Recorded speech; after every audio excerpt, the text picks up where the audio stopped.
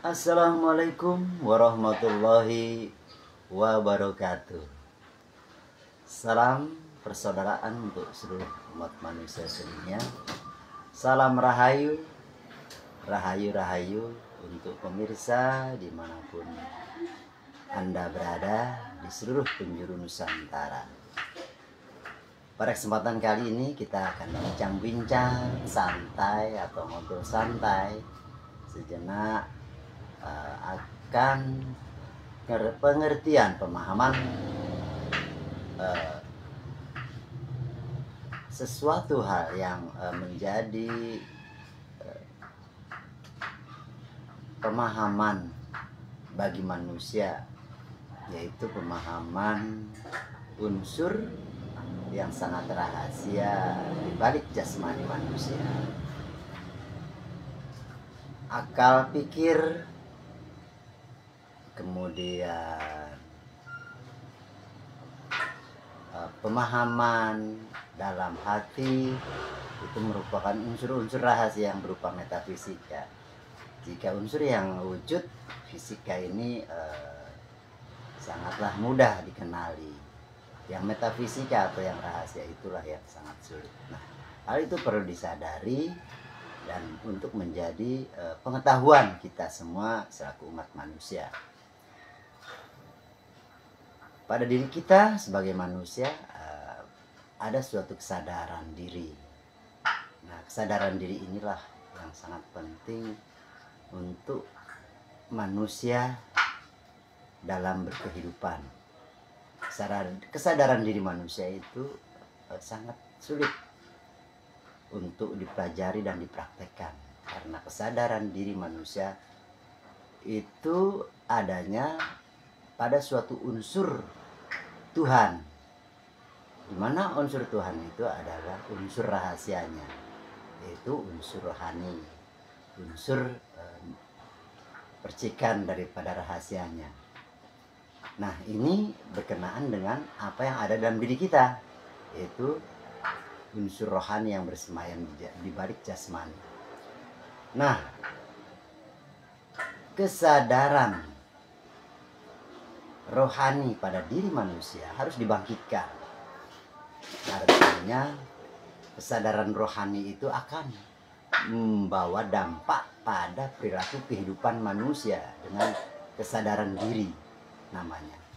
Nah, kesadaran diri ini kalau lewat akal itu hanya sebatas sudut pandang duniawi, artinya sudut pandang fisika. Sedangkan sudut pandang fisika ini bermacam-macam. Artinya bermacam-macam itu karena dunia ini berbeda-beda sudut pandangnya. Dari bentuk apa yang ada di dunia ini beraneka ragam, sehingga manusia dalam melihat sesuatu itu lewat sudut pandang akalnya pun berbeda-beda. Di dunia ini manusia melihat sudut pandang akal baik buruk, benar salah, kemudian terang dan gelap, dan sebagainya. Nah, inilah yang membuat suatu permasalahan yang terjadinya perbedaan. Nah, perbedaan itu sebenarnya harus menjadi kebaikan, menjadi rahmat, ya kan, menjadi kesatuan, malah menjadi permasalahan, perpecahan, permusuhan. Maka kita harus tingkatkan lagi kesadaran akal, pikir tentang kesadaran dunia. Kita tingkatkan pada kesadaran yang ada di balik jasmani manusia, yaitu kesadaran rohani. Nah, itu perlu kita bangkitkan kesadaran rohani itu pada diri manusia. Nah, kesadaran rohani, kebangkitan rohani pada diri manusia harus ada rukun syaratnya, cara jalannya, tekniknya atau metodologinya. Sebab itu berhubungan dengan sesuatu yang metafisika, ya, yang rahasia. Nah, perlu adanya ilmu rahasia atau ilmu rohani dan guru rohani, seperti untuk mengaktifasi, untuk terhubung dengan unsur ilmu rohani dan rohani itu sendiri. yang ada di balik jasmani manusia. Sebab sesuatu yang kita tidak ketahui, kalau kita tidak pelajari, kita ketahui ilmunya, kemudian kita praktekkan, itu akan membawa dampak yang tidak baik, karena tidak sesuai dalam mempraktekannya. Namun jika ada ilmunya, ada gurunya, nah itu akan dibimbing dan dipimpin oleh guru yang membimbing tersebut. Seperti itu. Kesadarannya diri manusia biasanya baik buruk, ya kan, benar salah dalam sudut pandang manusia di dunia ini. Baik menurut kita, benar menurut kita, bagus menurut kita, belum tentu baik, benar dan bagus bagi orang lain. Salah menurut kita, ya kan, salah, belum tentu salah menurut sudut pandang orang lain. Seperti itu. Inilah yang menjadi permasalahan di dunia. Namun jika kita lihat dari perspektif sudut pandang rohani, nah di sisi rohani itu alamnya tidak wujud, artinya di situ bercampur baik buruk, benar salah dan sebagainya, tidak ada. Dia hanya sudut pandangnya sudut pandang satu, yaitu tentang kebenaran yang mutlak, kebenaran yang mutlak, kebaikan yang mutlak. Artinya tidak ada baik dan buruk, salah benar di alam yang rahasia, itu alam yang metafisika yang tidak ada perwujudan apapun. Nah, disinilah pentingnya mencari sudut pandang yang satu, sudut pandang yang tiada batas, tiada baik dan benar, tiada buruk dan baik, tiada salah dan sebagainya dan sebagainya. Sehingga jika kita melihat sesuatu yang buruk, yang baik, yang benar, yang salah, itu hanya suatu gelombang yang virtual, mewujud saja di hadapan kita. Dan bila kita abaikan, itu biasa-biasa saja pada akhirnya, tidak kita permasalahkan, dan akan terlewati semua. Inilah pentingnya kesadaran kebangkitan dari dalam. Kesadaran kebangkitan dari dalam adalah kebangkitan rohani manusia, sehingga jiwa-jiwa manusia akan menjadi jiwa-jiwa yang rohaniawan, seperti itu, jiwa-jiwa yang suci, dan praktek dalam kehidupannya, praktek kesucian, seperti itu, arif dan bijaksana dan sebagainya dan sebagainya.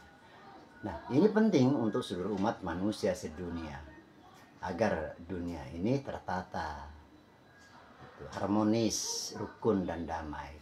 Nah, ini penting dipelajari dan dipraktekkan kebangkitan rohani diri manusia, ya, agar dirinya manusia itu bisa tertata dalam kehidupannya. Kita harus mencari tempat ilmu yang mengajarkan akan ilmu rohani dan guru rohani juga, sehingga unsur keduanya itu adalah unsur dari Tuhan Sang Maha Rohani. Jika unsurnya dari Tuhan Sang Maha Rohani, maka kedudukan ilmu tersebut, unsur tersebut mutlak.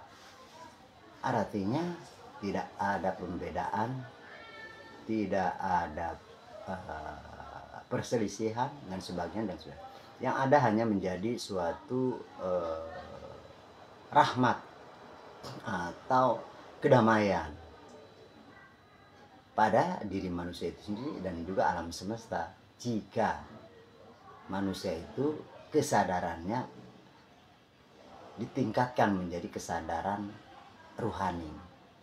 Nah, maka bangkitlah jiwanya, jiwa rohani, jiwa yang terbimbing dan terpimpin oleh siapa? Oleh Tuhan Sang Maha Rohani. Karena unsur itu yang dikedepankan, unsur rohani itu pada diri manusia yang dikedepankan, yang dinomorsatukan. Kemudian bagaimana dengan jasmani? Jasmani ikut otomatis di balik itu, di dalamnya, seperti itu. di dalam perjalanan kehidupan manusia ini. Karena sifat jasmani itu sebenarnya hanya mengikuti daripada ruhani. Sebab jasmani itu sebagai tempat, sebagai wadah, sebagai sarana mengimplementasikan sesuatu dari dalam diri manusia, yaitu dari unsur rohani itu. Contohnya, rohani maha hidup dari sang maha hidup. Rohani hidup dari sang maha hidup karena unsurnya Tuhan. Ya, hiduplah di dunia jika masih hidup, masih terhubungnya rohani dan jasmani, masih ada. Ya, rohani bersemayam di balik jasmani itu, masih hidup nyata ada. Nah, rohani melihat sifatnya, maka bagi manusia yang masih ada jasmaninya dan ada unsur rohaninya, pada saat itu pula melihat. Nah, kemudian mendengar pun sama sifatnya. Sifatnya mendengar sama, ya kan? Mendengar pula. Pada saat itu pula manusia mendengar. Karena ada unsur rohani di balik jasmani manusia. Bergerak, bahasa Arabnya af'al atau kuasa. Manusia itu kan bergerak pada saat itu pula. Maka yang disebut kun fayakun dari Tuhan adalah unsur rohani yang menzahir, persifatan rohani yang menzahir pada manusia pada saat itu pula. Kalamnya Tuhan, yang kalam kodim di maha kodim atau maha rahasia, pada saat ini juga, detik ini pula terjadi. Contoh, saya sedang berbicara, sedang berkalam. Nah, ini langsung saat itu pula, detik ini pula, langsung bersuara, berkalam. Itulah kunnya Tuhan. Di mana kunnya Tuhan itu bersemayam atau unsurnya itu ada di balik rohani itu. Nah, di balik rohani itu bersemayam di jasmani manusia. Nah, itulah kun fayakunnya Tuhan. Jadi saat itu pula, di mana sih kun fayakunnya Tuhan? Pada diri manusia yang sekarang ini, pada alam semesta yang ada sekarang ini. Seperti itu. Pada saat itu pula kun fayakun terjadi. Kun fayakunnya Tuhan, bukan kun fayakunnya manusia. Pahami ya. Jadi pemahaman kun fayakun Tuhan pada saat ini pula. Apa yang terjadi pada diri kita manusia dan alam semesta ini, inilah kun fayakunnya. Kita ketahui kun fayakun Tuhan. Aktivitas pergerakan kehidupan kita, inilah kun fayakunnya Tuhan pada saat ini. Dari kalamnya, dari sifatnya, dari zatnya, dari asma'nya atau namanya, ya, dari kalamnya, seperti itu. Itulah kunnya dia. Itu tidak bisa kita artinya tidak bisa kita sangkal, tidak bisa kita debatkan. Ya, itulah dia, sang maha besar, sang maha penguasa, penguasa dari alam rahasia, yaitu alam akhirat, unsur rohani, dan itu yang awal, dan di alam dunia ini mewujud seperti itu. Kenyataan langsung dari alam akhirat langsung mewujud ke dunia saat ini pula. Nah, kami contohkan kembali, saudara-saudaraku, manusia sedunia dan pemirsa dimanapun Anda berada. Saya sedang menyampaikan ini. Ada sesuatu unsur yang ada dari balik dalam diri kita, diri saya, diri manusia. Ya kan, dari dalam diri manusia atau dari kolbu lah, seperti itu. Kemudian dikeluarkan, itu alam awal, kemudian dikeluarkan oleh saya ini dalam berbicara, berkalam. Itu alam yang kedua, yaitu alam dunia, alam kenyataan, alam akhir. Ya, setelah saya berbicara ini sudah tidak ada lagi alam. Jadi alam awal adalah alam yang ada di balik diri kita manusia, alam rahasia, alam akhirat, alam rohani, suatu unsur persifatan. Kemudian sifat itu mewujud ke dunia sekarang juga. Ya, alam akhir, setelah saya mengucapkan, selesailah perwujudan dari dalam keluar, yang awal dan yang akhir. Kemudian yang ada di dalam diri manusia yang batin menzahir. Nah, jadi alam zahir. Jadi ada kalimat atau bahasa ya awalu ya akhiru. ya batinu ya zahiri. Inilah sedang terjadi interaksi pergerakan yang ada di dunia ini. Seperti itu. Jadi kita ketahui kedekatannya sang Tuhan, kedekatannya pada sang makhluk. Seperti itu. Pada saat itu juga terhubung, tersambung, terkoneksi. Nah, inilah yang perlu disadari oleh seluruh umat manusia sedunia agar kesadaran rohani, kebangkitan rohani pada manusia akan tumbuh dan berkembang. Nah, ini sangat penting. Dan kami pun berharap pada tokoh-tokoh atau manusia-manusia mumpuni, orang-orang yang mumpuni dalam bidang pemahaman ilmu terutama ilmu jiwa, ilmu keagamaan dan sebagainya. Ini sangat penting disampaikan dan diarahkan untuk menjadi petunjuk umat-umat manusia sedunia, sehingga perselisihan, kesalahpahaman dapat kita perkecil, itu tidak menjadi membesar yang akan membuat kerusakan di muka bumi ini, kerusakan pada manusia, kerusakan pada alam semesta. Ini sangat penting untuk kita semua.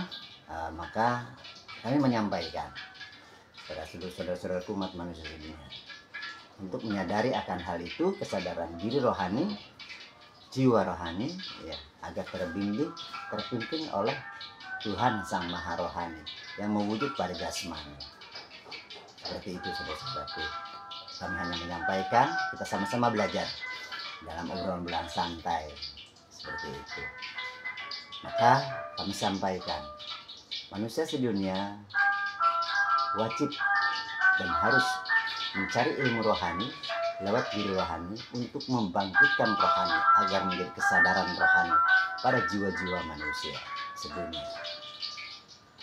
Yang itu akan diproses dalam hati manusia, kesadaran hati yang ada di balik jasmani manusia, kebesaran hati, kelegoan hati, sifat menerimanya hati. Kebesaran hati itulah tanda daripada kasih sayang Tuhan di balik manusia itu sendiri. Baik, salam dari saya, Basis Cahaya Hati, dan dari Sekolah Tinggi Ilmu Ketuhanan Cahaya Hati. Salam damai selalu, salam kebangkitan rohani pada jiwa-jiwa manusia yang melebur pada rohani agar dunia damai sejahtera.